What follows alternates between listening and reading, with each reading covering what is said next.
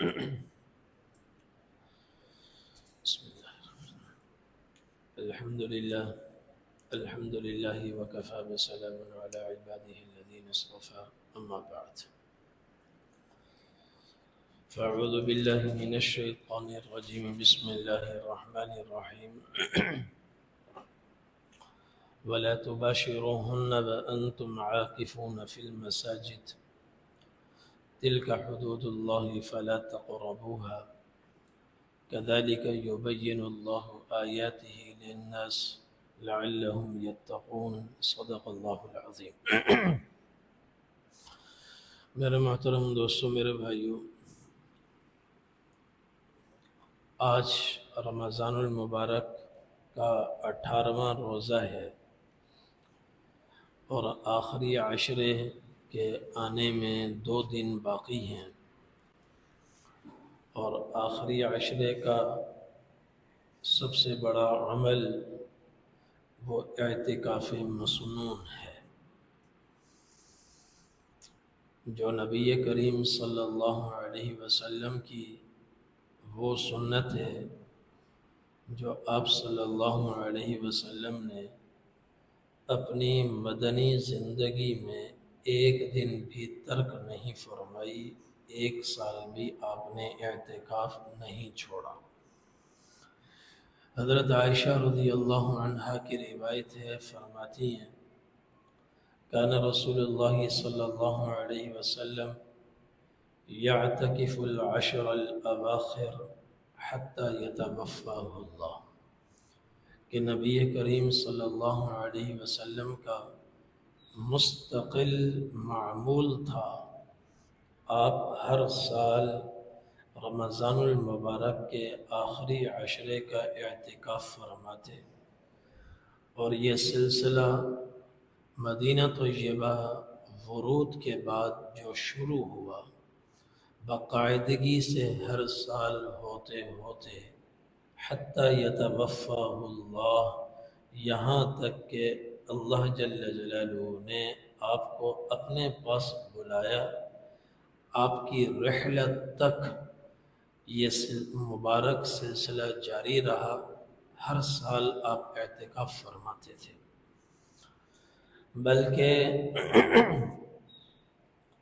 مدینہ طیبہ ورود کے بعد پہلا سال آپ نے 30 دن کا اعتکاف فرمایا، پہلا سال 30 دن کا اعتکاف، جس کی حدیث میں بعد میں سناؤں گا، اور آخری سال آپ صلی اللہ علیہ وسلم نے 20 دن کا اعتکاف فرمایا، 20 دن اعتکاف۔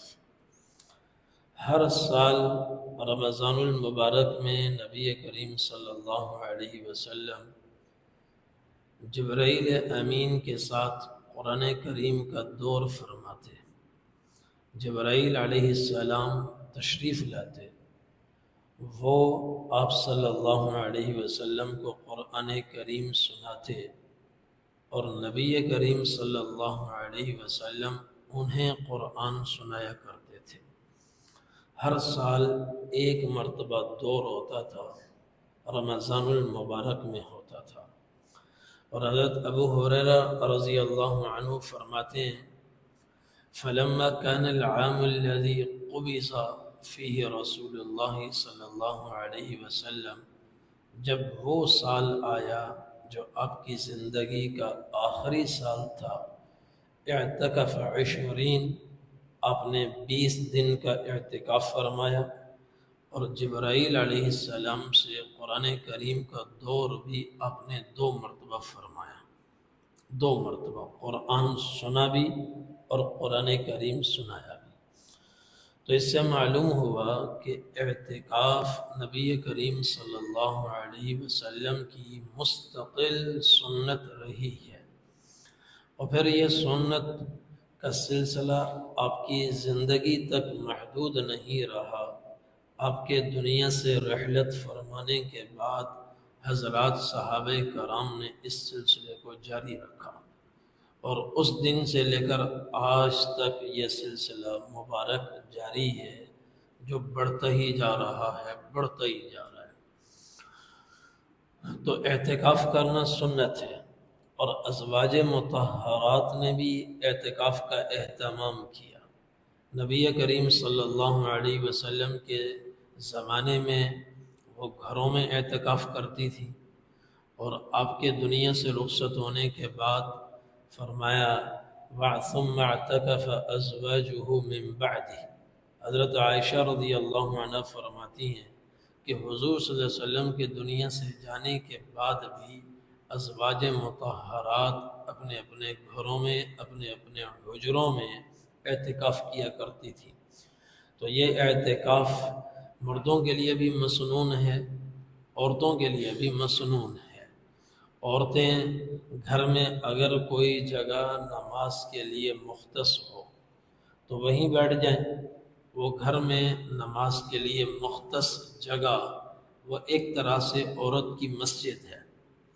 جیسے مرد کی مسجد یہ ہے، عورت کی مسجد گھر میں نماز کے لیے مختص جگہ وہ ایک طرح سے مسجد ہے، اور ہر گھر میں ایسی ایک جگہ مخصوص ہونی چاہیے نماز کے لیے۔ جیسے ہم ڈرائنگ روم بناتے ہیں، مہمانوں کے لیے بیٹھک بناتے ہیں، اور اپنے قریبی رشتہ دار آ جائیں ان کے لیے لانج بناتے ہیں، ہال بناتے ہیں، بیڈ روم بناتے ہیں، ایسے ہی ایک جگہ ہر گھر میں مختص ہونی چاہیے نماز کے لیے۔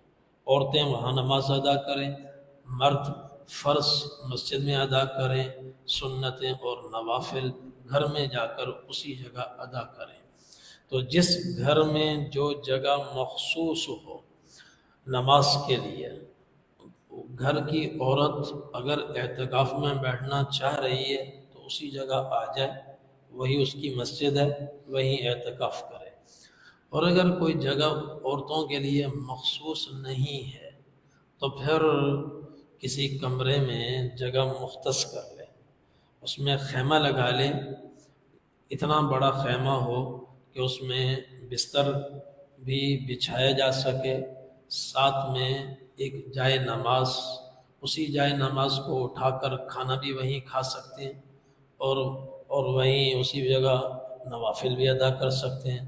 یعنی تقریباً کوئی 6x6 کا ایک خیمہ لگا لیں خواتین اپنے گھر کے کسی کمرے میں، تو اس جگہ وہ اعتکاف کر سکتی ہیں۔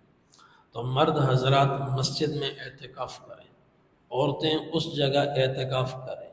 اب وہ شرعی ضرورت یا طبعی ضرورت کے لیے اس جگہ سے نکل سکتی ہیں، باقی سارا وقت ان کا وہی ہوگا، سونا بھی اسی خیمے میں، اور آرام کرنا بھی اسی میں، عبادت بھی اسی میں، تلاوت بھی اسی میں، نماز بھی اسی میں، خورد و نوش بھی اسی میں۔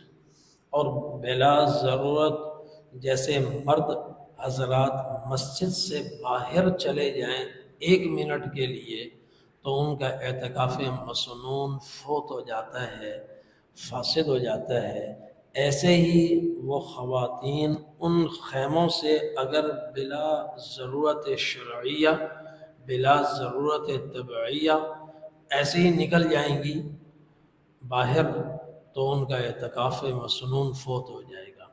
اس لیے خواتین ازواج مطہرات کی سنت پر عمل کرتے ہوئے وہیں گھر میں رہیں، اسی خیمے میں رہیں، کھانا پینا وہیں ہو، البتہ کھانا دینے والا کوئی نہ ہو تو مغرب کے بعد، مغرب سے پہلے نہیں، مغرب کے بعد وہ کچن میں جا کر کھانا لے کر آ سکتی ہیں، اسی خیمے میں بیٹھ کر پھر کھانا کھائیں۔ اسی طریقے سے سحری کے لیے بھی جانا پڑے، لانے والا کوئی نہ ہو تو جا سکتی ہیں، فٹافٹ اپنی مختصر سحری بنائیں اور لا کر وہیں خیمے میں بیٹھ کر کھانا کھائیں۔ تو اس طریقے سے خواتین کا اعتکاف ہے، نماز وہیں ادا کریں، اللہ اللہ کریں، نیند آ جائے تو وہیں سو جائیں۔ یہ خواتین کے اعتکاف کے مسائل ہیں۔ مردوں کے لیے اعتکاف مسجد میں ہے۔ اعتکاف کی 3 قسمیں، ایک ہے اعتکاف واجب اور ایک ہوتا ہے اعتکاف مسنون اور تیسرا ہوتا ہے اعتکاف نفل۔ پہلے دو اعتکاف واجب اور اعتکاف مسنون، ان دونوں کے لیے روزہ شرط ہے۔ بغیر روزے کے نہ اعتکاف واجب ہو سکتا ہے نہ اعتکاف مسنون ہو سکتا ہے۔ نفلی اعتکاف کے لیے روزہ شرط نہیں ہے۔ واجب اعتکاف کیا ہے؟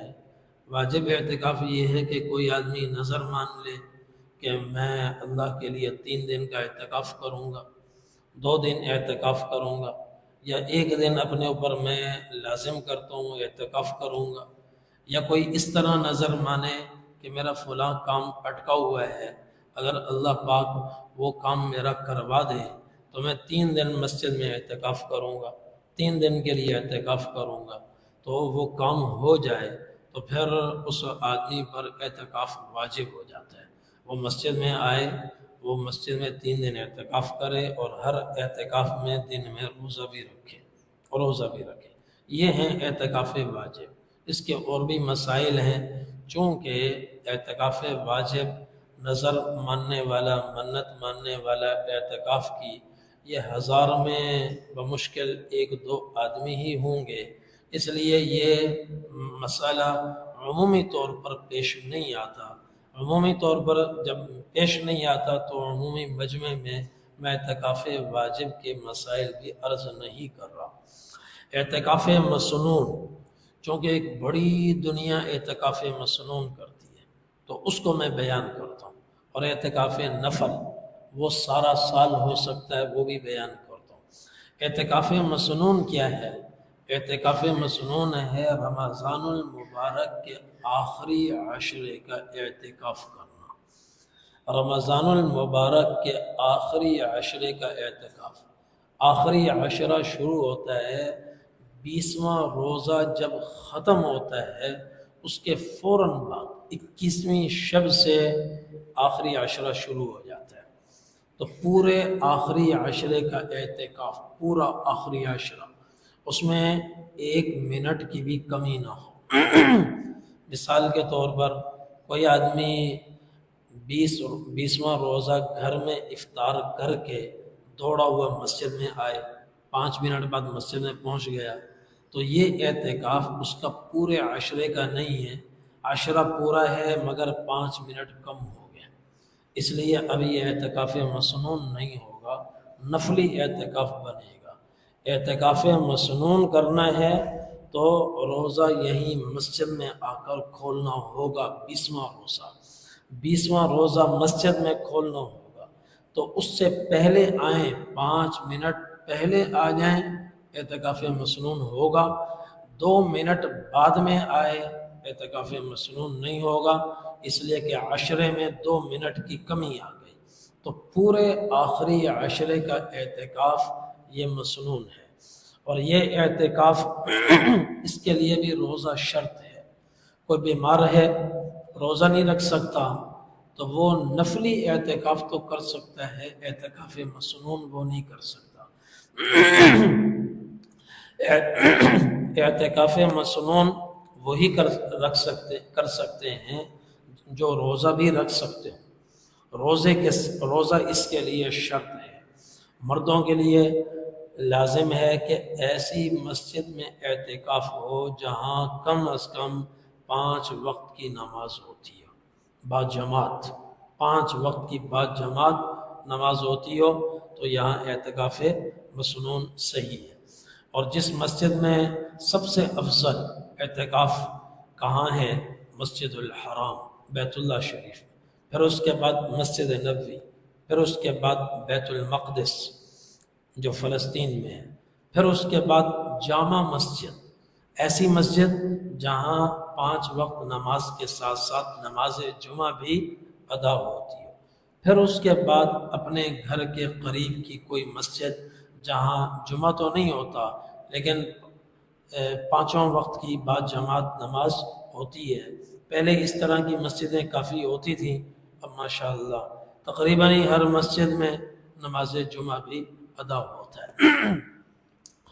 تو ایسی مسجد میں اعتکاف کرنا شرط ہے، اور اعتکاف مسنون یہاں ادا ہو سکتا ہے۔ اور نفلی اعتکاف وہ تو 1 منٹ کا بھی ہو سکتا ہے، 1 سال کا بھی ہو سکتا ہے، اس کے لیے روزہ شرط نہیں ہے۔ جب بھی مسجد میں آئیں نویت سنت الاعتکاف کہ میں اعتکاف کی نیت کرتا ہوں، تو آدمی معتکف ہوگا۔ جتنی دیر مسجد میں رہیں گے تو اعتکاف کے ساتھ رہیں، جب جائیں گے تو اعتکاف ختم ہو جائے گا۔ تو نفلی اعتکاف وہ پورا سال ہوتا ہے، اس کے لیے کوئی مخصوص وقت نہیں ہے، پورا سال ہوتا ہے، اور جتنی دیر چاہیں ہم نفلی اعتکاف کر سکتے ہیں۔ 1 منٹ سے لے کر پوری زندگی تک نفلی اعتکاف ہو سکتا ہے۔ جب اعتکاف مسنون ہو، اعتکاف مسنون مسجد میں خیمہ لگا لینا زیادہ بہتر ہے، کیونکہ اس سے دل جمعی ہوتی ہے، آدمی یکسوئی کے ساتھ اللہ کی عبادت کرتا ہے، یکسوئی کے ساتھ۔ اور خیمہ لگ جائے مسجد میں، جب نمازوں کے اوقات ہوں تو خیمے کے پردے اٹھا دیے جائیں تاکہ صف بالکل سیدھی ہو جائے۔ اور اعتکاف مسنون میں پورے 10 دن مسجد میں گزارنا ضروری ہے۔ مسجد کے باہر طبعی ضرورت کے لیے تو نکل سکتے ہیں، اس کے علاوہ نہیں نکل سکتے۔ جس مسجد میں نماز جمعہ وہیں ہوتا ہے، تو نماز جمعہ ہوتا ہے، وہاں اعتکاف کر رہے ہیں تو طبعی ضرورت کے لیے نکل سکتے ہیں۔ طبعی ضرورت کیا ہے کہ قضاء حاجت کے لیے جانا پڑ جائے، وضو کے لیے جانا پڑ جائے، نیند سے اٹھے، اب وضو نہیں ہے، وضو کرنا ہے۔ وضو کس لیے؟ فرض ادا کرنے کے لیے وضو ہو تب بھی مسجد سے باہر جا سکتے ہیں، نفل ادا کرنے کے لیے وضو کرنا ہو تب بھی مسجد سے باہر جا سکتے ہیں۔ قرآن کریم کھول کر پڑھنا ہے، اس کے لیے بھی وضو شرط ہے۔ نماز پڑھنے کا ارادہ نہیں ہے، قرآن کی تلاوت کا ارادہ ہے اور آدمی بے وضو ہے، تو اس وضو کے لیے بھی مسجد کے باہر جا سکتا ہے۔ اور اعتکاف جس مسجد میں ہوتا ہے، اس سے مراد مسجد کا وہ حصہ ہے جو نماز کے لیے مختص ہوتا ہے۔ جیسے یہ مسجد کی حدود تو بہت بڑی ہے، گیٹ بھی مسجد کی حد میں ہے، اور وہ وضو خانہ بھی مسجد کی حد میں ہے، واش روم بھی مسجد کی حد میں ہے، مگر وضو خانے میں اعتکاف نہیں ہو سکتا۔ یہاں اس حصے میں اعتکاف ہو سکتا ہے، اور اعتکاف کے دوران اس حصے میں رہنا ضروری ہے جو مسجد کا حصہ نمازیوں کے لیے اور ان کی نماز کے لیے مختص ہوا۔ لہذا بلا ضرورت اگر مسجد سے نکل کر وضو خانے میں چلے گئے، وضو کے لیے نہیں گئے، ویسے ہی چلے گئے، چاہے 1 منٹ کے لیے گئے ہوں، تو اعتکاف مسنون ختم ہو جائے گا، پھر ان کا وہ اعتکاف وہ نفلی اعتکاف ہوگا۔ اتنی بات سمجھ میں آ گئی؟ تو ان آداب کی رعایت کے ساتھ مسائل کو جان کر ہم اعتکاف کریں۔ اور اعتکاف میں کیا کرنا چاہیے؟ اس میں خوب اللہ کی عبادت ہو، خوب بندگی ہو۔ نبی کریم صلی اللہ علیہ وسلم کی شان حضرات صحابہ کرام دوران اعتکاف یہ بتاتے ہیں، کان یعتکف فی العشر الاواخر، کان یجتہد فی العشر ما لا یجتہد فی غیرہ، کہ نبی کریم صلی اللہ علیہ وسلم رمضان المبارک کے آخری عشرے میں اس قدر محنت فرماتے، عبادت فرماتے اور جد و جہد فرماتے، اپنے آپ کو تھکا دیتے کہ باقی دنوں میں اس قدر وہ محنت نہیں ہوتی تھی جو آخری عشرے میں محنت ہوتی تھی۔ اسی طرح حضرت عائشہ رضی اللہ عنہ کی روایت ہے، جب آخری عشرہ آتا شد میزرہ، آپ مستعد ہو جاتے عبادت کے لیے، وَأَيْقَظَ أَهْلَهُ، اپنے گھر والوں کو بھی آپ اٹھاتے جگاتے کہ اللہ اللہ کرو، وَأَحْيَا لَيْلَهُ، اور پوری رات آپ اللہ کی عبادت فرماتے، بندگی فرماتے۔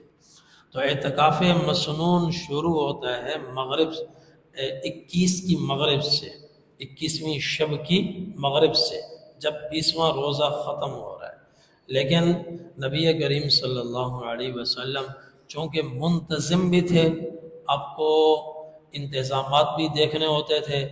20 کو رمضان المسجد میں معتکفین کے لیے انتظامات ہوتے تھے، تو اس لیے حضرت عائشہ رضی اللہ عنہ فرماتی ہیں کہ کان اذا اراد ان یعتکف، جب آپ اعتکاف کا ارادہ فرماتے، صلی الفجر، آپ 20 کی فجر ادا فرماتے، ثم دخل فی معتکفہ، پھر 20 کی فجر پڑھ کر آپ اپنے اعتکاف گاہ میں تشریف لاتے اور واپس گھر میں نہ جاتے۔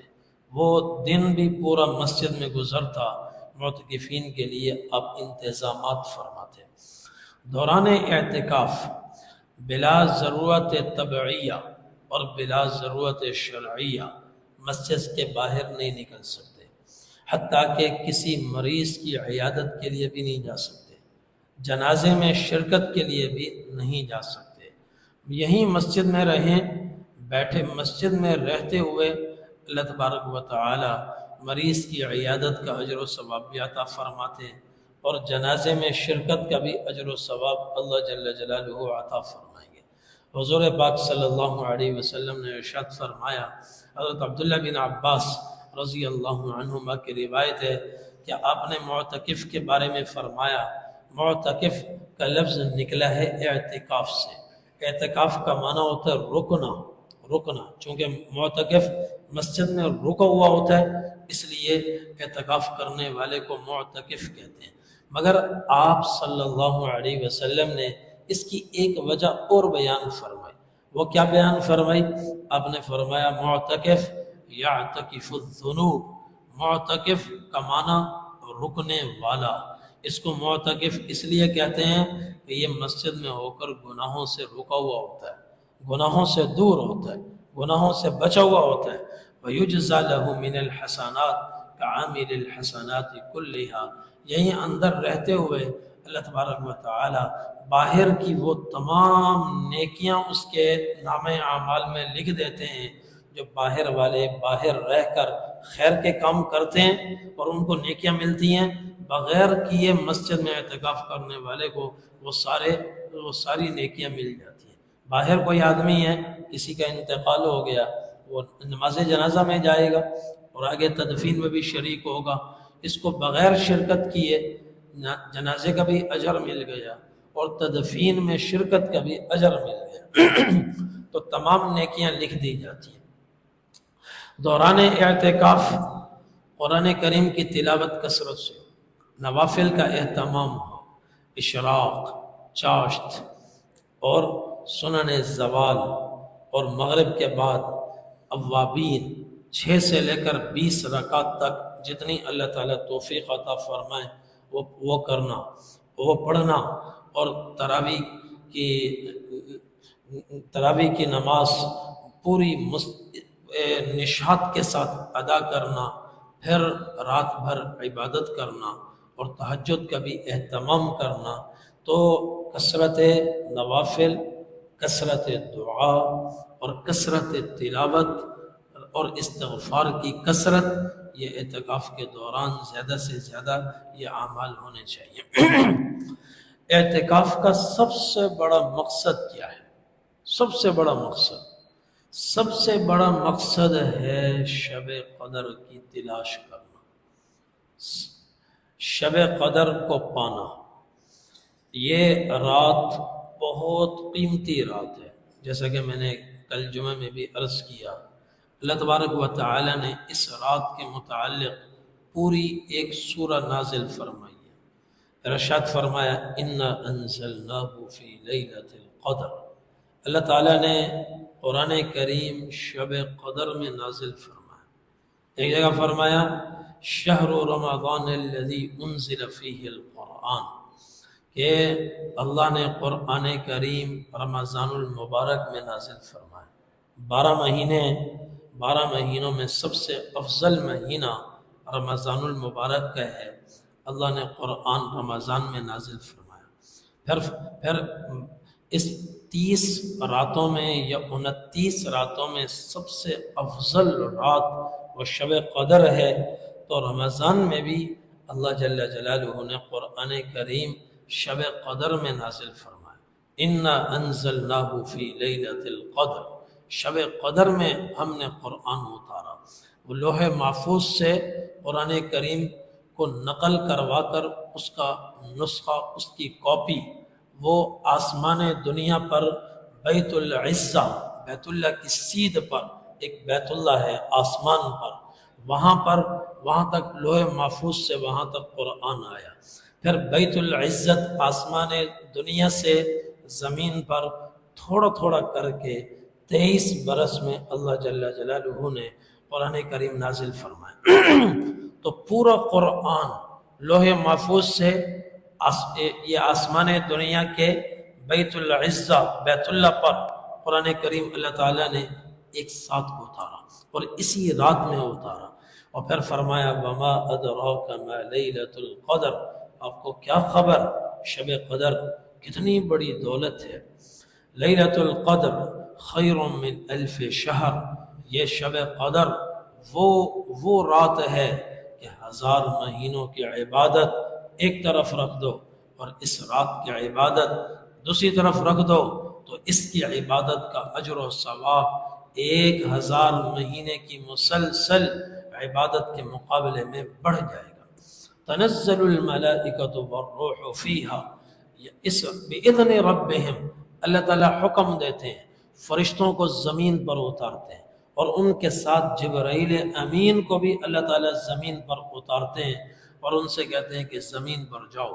جبرائیل علیہ السلام فرشتوں کی ایک بڑی جماعت لے کر زمین پر آتے ہیں، یصلون علی کل عبد قائم او قاعد یذکر اللہ، جو بندہ بھی کھڑے ہوئے بیٹھے ہوئے اللہ کو یاد کر رہا ہوتا ہے، جبرائیل علیہ السلام اپنی بڑی جماعت کے ساتھ آتے ہیں اور آ کر ان سے مصافحہ بھی کرتے ہیں، سلام بھی کرتے ہیں، اور ان کے لیے خصوصی رحمت کی دعا کرتے ہیں، اللہ تعالیٰ ان پر اپنی خاص الخاص رحمت نازل فرمائے۔ تو یہ وہ رات ہے تنزل الملائکہ والروح فیہا، کہ اس رات میں فرشتے بھی اترتے ہیں، جبرائیل علیہ السلام بھی آتے ہیں، اپنی مرضی سے نہیں آتے، بِإِذْنِ رَبِّهِمْ، اپنے رب کے حکم سے آتے ہیں، من کل امر، اور سال بھر کے اہم امور اور ان کے فیصلے وہ لیتے ہوئے آتے ہیں، وہ سب اللہ تعالیٰ ان کے حوالے فرما دیتے ہیں کہ اس سال سے اگلے سال تک اس بیچ میں کیا کیا کام فرشتوں نے سر انجام دینے ہیں، وہ اللہ تعالیٰ اس رات میں ان کے حوالے فرما دیتے ہیں۔ سلام، اور یہ رات پوری طرح سلامتی ہوتی ہے، سلامتی والی ہوتی ہے، اور یہ سلسلہ سلامتی کا اور فرشتوں کے نزول کا اور رحمتوں کے نزول کا چلتا رہتا ہے صبح صادق تک، مسلسل یہ سلسلہ چلتا رہتا ہے۔ تو یہ رات بڑی قیمتی ہے، اور یہ شب قدر اس امت کی خصوصیت ہے، اس امت کی خصوصیت ہے۔ نبی کریم صلی اللہ علیہ وسلم نے بنی اسرائیل کے ایک عبادت گزار کا تذکرہ فرمایا، آپ نے فرمایا وہ اتنا زبردست عبادت گزار تھا، کان یقوم کل لیل حتی یصبح، وہ ہر رات شب بیداری کرتا تھا، رات ہوتے ہی مصلی پہ کھڑا ہوتا اور صبح تک مسلسل عبادت کرتا رہتا۔ وَيُجَاهِدُ عَدُوَّ اللَّهِ حَتَّى يُمْسِيَ، اور جب دن چڑھتا تو پھر وہ جہاد پر نکل جاتا، اللہ کے دشمنوں سے ٹکراتا، ان کے ساتھ جہاد کرتا، شام تک جہاد کرتا دن میں، اور رات اس کی گزرتی مصلی پر، اور یہ سلسلہ اس کا پورا 1000 مہینہ جاری رہا۔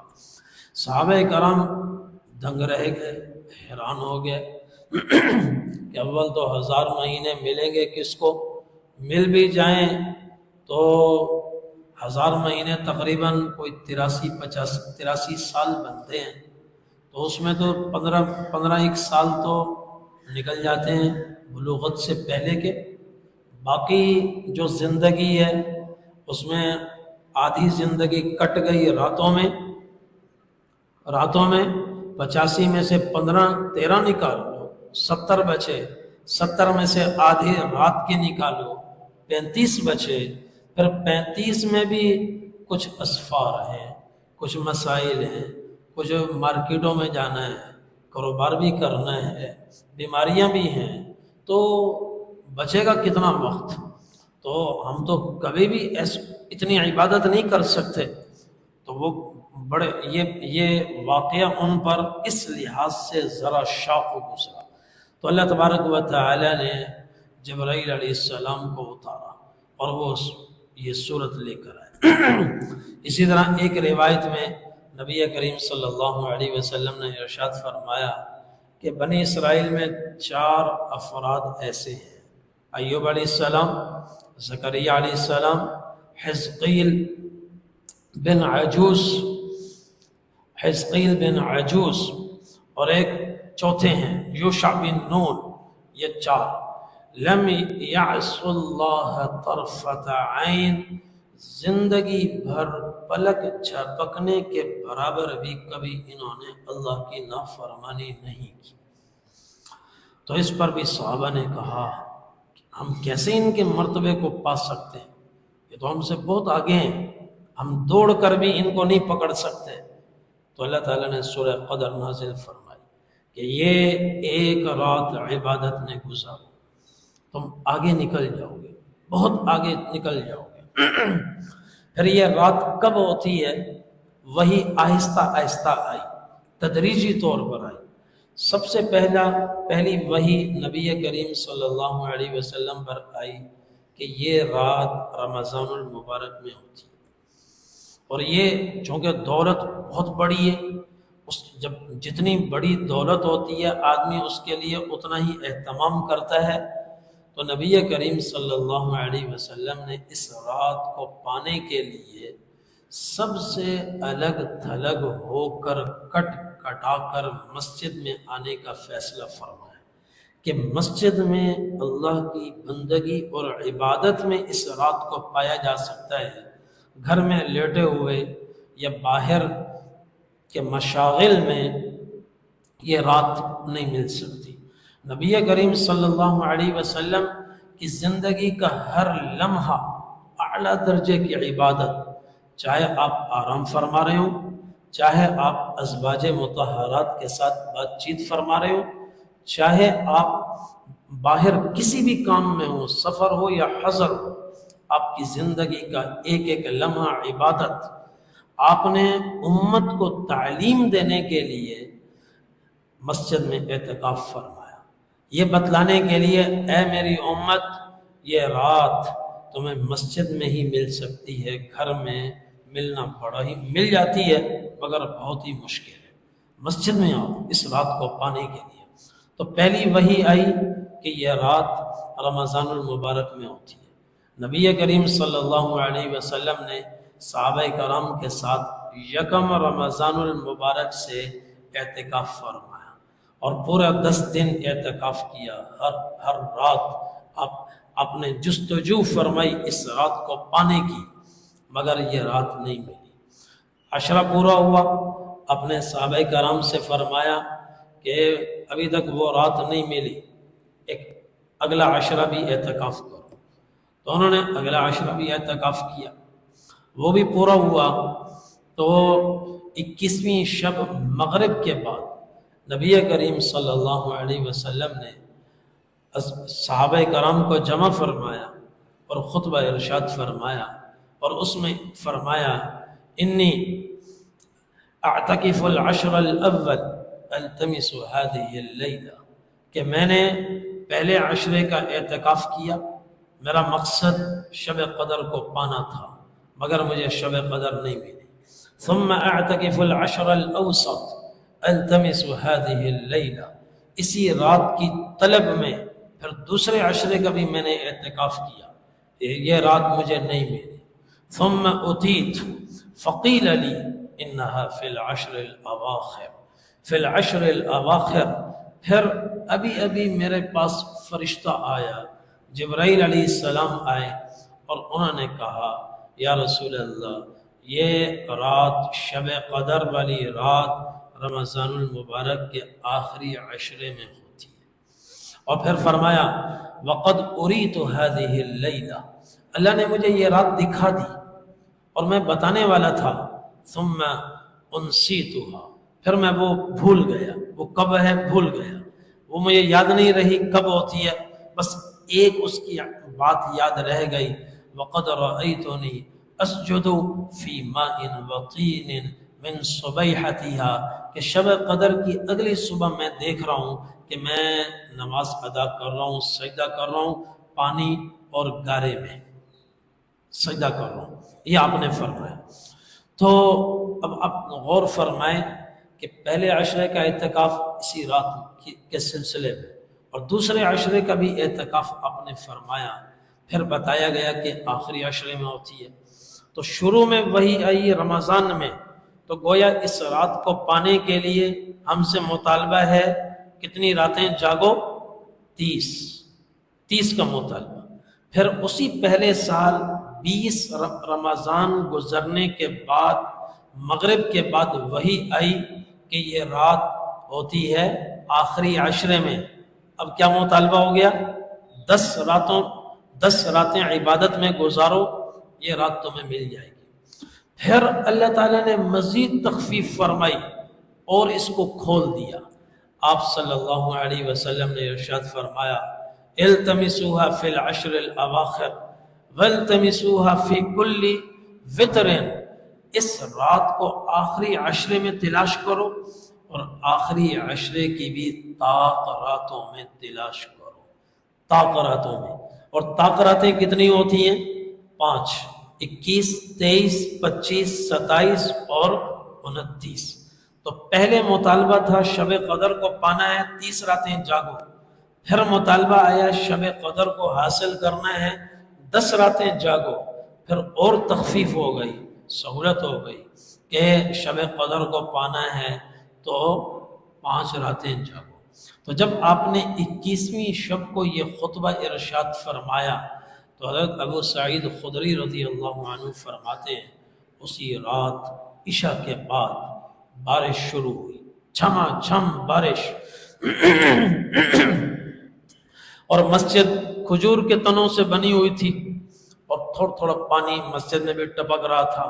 پوری رات ہم نے عبادت میں گزاری۔ اگلے دن اگلی صبح جب نبی کریم صلی اللہ علیہ وسلم نے نماز فجر ادا فرمائی اور سلام پھیر کر آپ منہ موڑ کر مقتدیوں کی طرف متوجہ ہوئے تو فرمایا، حضرت ابو سعید فرماتے ہیں میں نے حضور کی پیشانی پر دیکھا گیلی مٹی یہاں لگی ہوئی تھی، گویا وہ محراب سے پانی ٹپک رہا تھا اور پانی نیچے گرا تو کچی مسجد تھی تو وہ گیلی ہو گئی تو علامت ظاہر ہو گئی، گویا اس سال شب قدر 21ویں شب میں تھی، 21ویں شب میں۔ پھر ضروری نہیں ہے کہ شب قدر ہمیشہ 21 کو ہی ہو، کبھی 21 کو ہوگی، کبھی 23 کو ہوگی، کبھی 25 کو ہوگی۔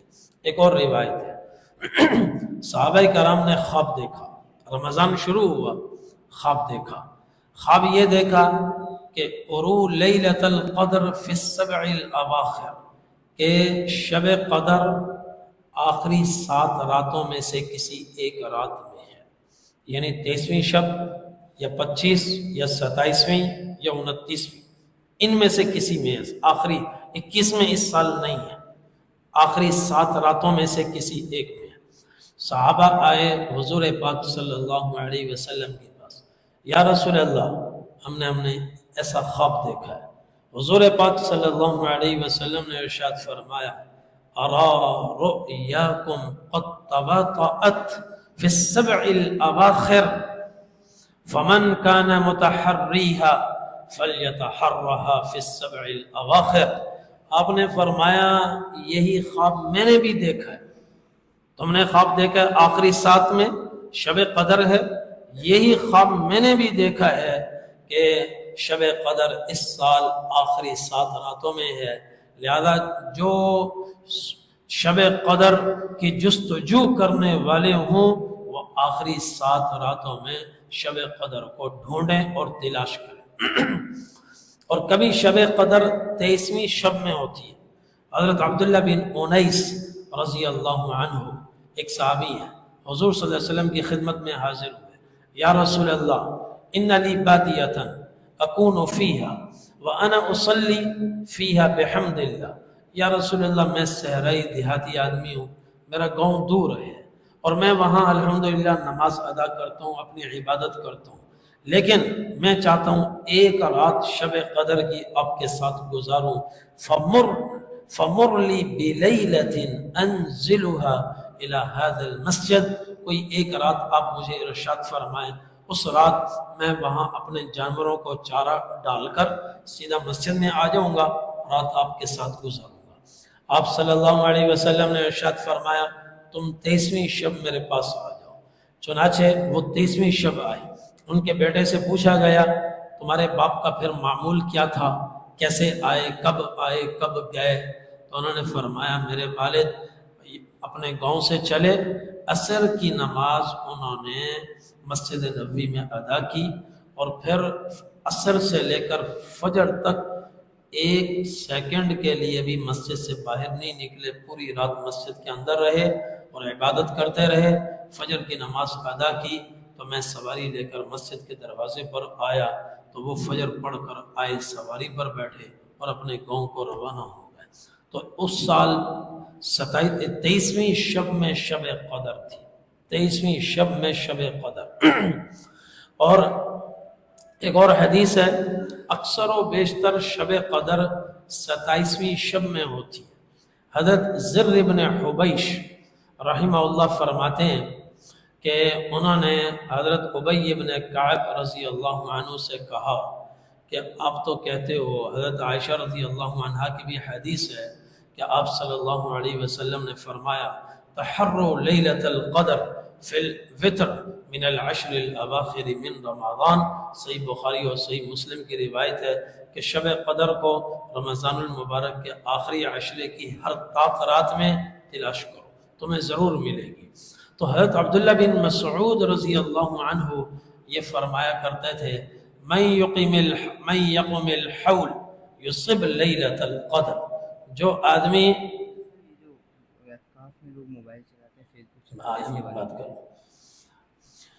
تو جو آدمی سال بھر عبادت کرے گا، سال بھر رات کو جاگے گا، یقیناً شب قدر اس کو مل ہی جائے گی۔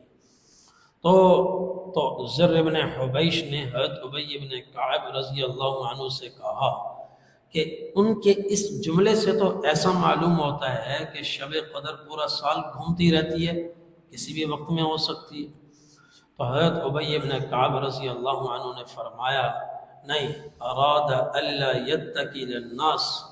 تو حضرت عبداللہ بن مسعود رضی اللہ عنہ جو یہ فرماتے ہیں جو آدمی پورا سال شب بیداری کرے گا اس کو شب قدر ضرور ملے گی، ان کا مقصد یہ ہے کہ باقی راتوں میں بھی لوگ عبادت کریں، ورنہ اما انہ قد علم انہا فی رمضان، ورنہ عبداللہ بن مسعود رضی اللہ عنہ اچھی طرح جانتے ہیں کہ شب قدر شوال، ذوالقعدہ، ذی الحجہ، محرم، صفر، ربیع الاول، ربیع الثانی، جمادی الاولیٰ، جمادی الثانی، رجب، شعبان میں نہیں ہوتی، یہ صرف رمضان میں ہوتی ہے۔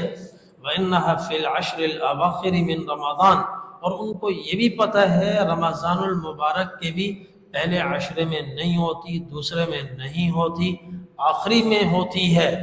اور پھر وَأَنَّهَا لَيْلَةُ 27 اور یہ بھی جانتے ہیں کہ شب قدر 27ویں شب میں ہوتی ہے۔ ثم حلف لا يستثنی، پھر حضرت ابی بن کعب رضی اللہ عنہ نے قسم کھائی اور کہا کہ یہ شب قدر 27ویں کو ہوتی ہے۔ ان سے پوچھا گیا آپ جو فرما رہے ہو 27ویں کو ہوتی ہے، کیا اس پر کوئی حدیث ہے کہ حضور صلی اللہ علیہ وسلم نے فرمایا ہو شب قدر ہمیشہ 27ویں شب میں ہوگی؟ انہوں نے کہا نہیں، حضور کی حدیث تو یہ ہے شب قدر آخری عشرہ ہر طاق رات میں سے کسی ایک رات میں ہو سکتی ہے، لیکن حضور صلی اللہ علیہ وسلم نے شب قدر کی جو علامات بیان فرمائی ہیں وہ علامات مجھے ہمیشہ 27ویں شب میں ہی نظر آئی ہیں۔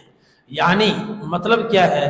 مطلب یہ ہے کہ حضرت ابی بن کعب رضی اللہ عنہ کی زندگی میں اکثر و بیشتر شب قدر 27ویں شب میں ہوئی، 27ویں شب میں، تو 27ویں شب میں ہونے کا امکان سب سے زیادہ، پھر اس کے بعد 23ویں شب کا امکان ہے اور 21 کا بھی ہے، 21 کے بعد پھر 25 اور پھر 29، اس ترتیب سے شب قدر کے امکانات ہیں۔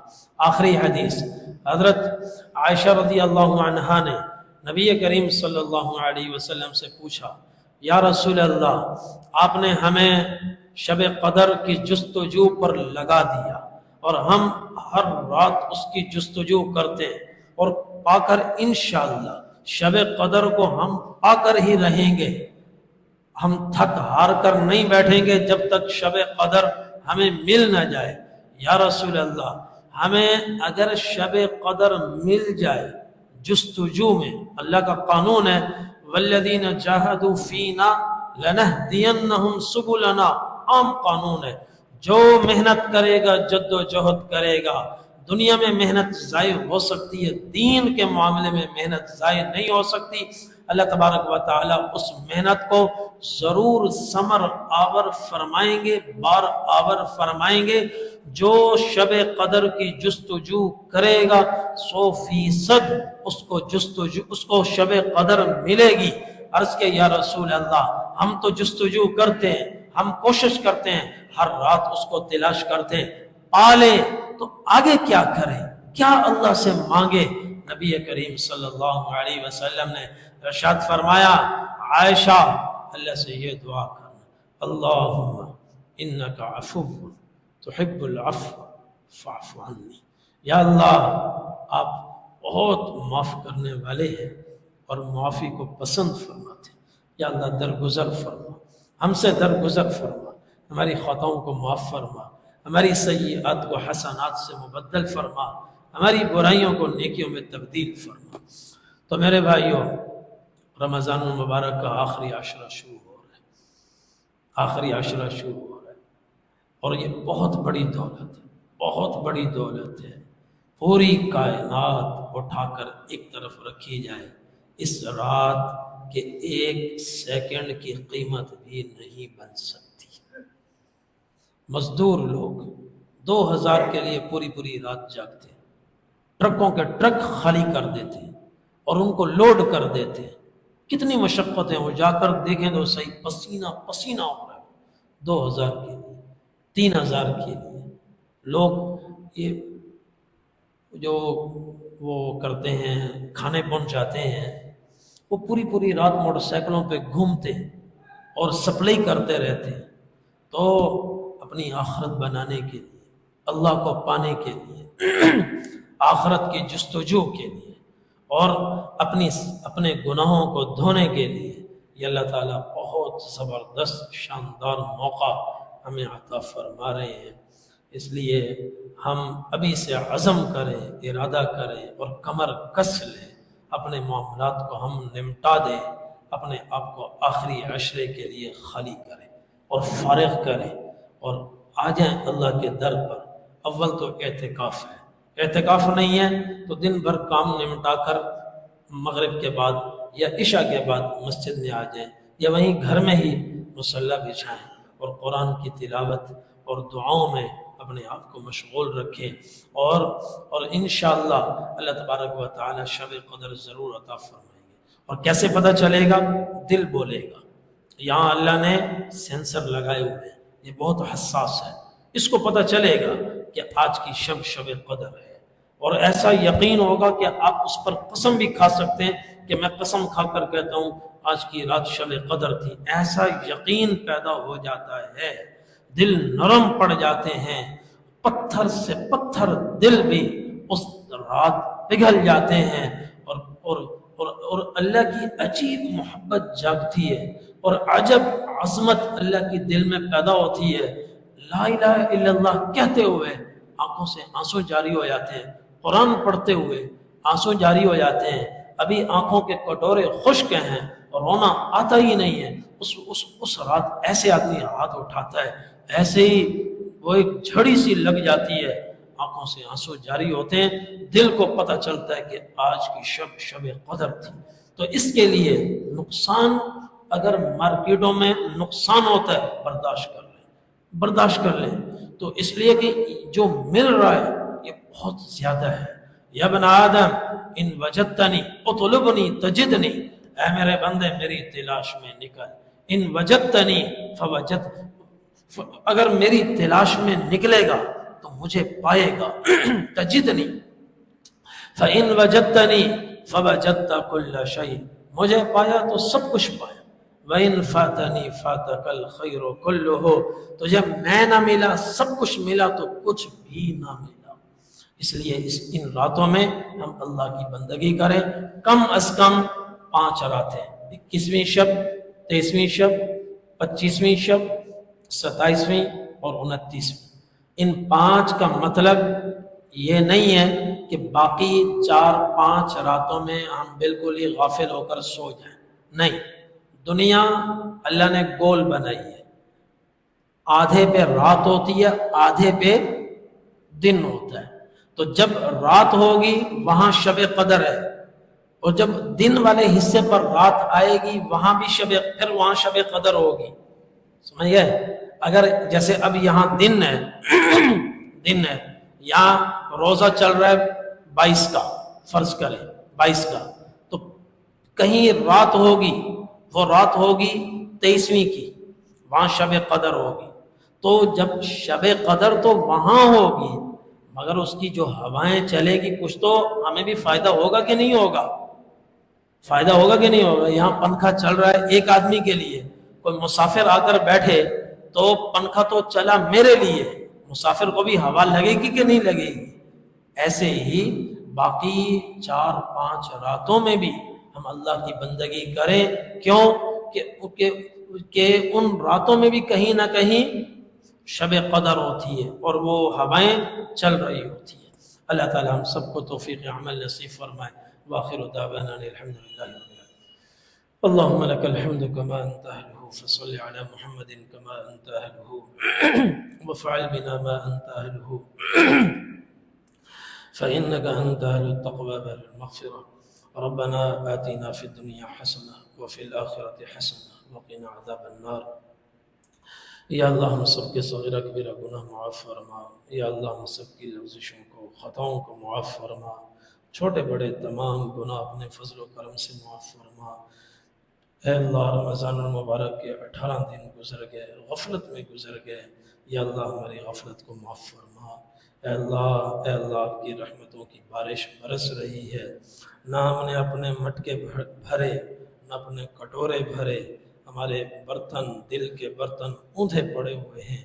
اے اللہ ہماری غفلت کو معاف فرما، ہماری سیئات کو حسنات سے مبدل فرما، جو باقی چند دن رہ گئے ہیں یا اللہ ان کی قدردانی کی توفیق عطا فرما۔ اے اللہ اللہم انکا عفو تحب العفو فاعف عنا یا کریم، فاعف عنا یا غفور۔ ربنا تقبل منا انك انت السميع العليم وتب علينا يا مولانا انك انت التواب الرحيم۔ وصلى الله تعالى على خير خلقه محمد وعلى آله واصحابه واهل بيته اجمعين برحمتك يا ارحم الراحمين۔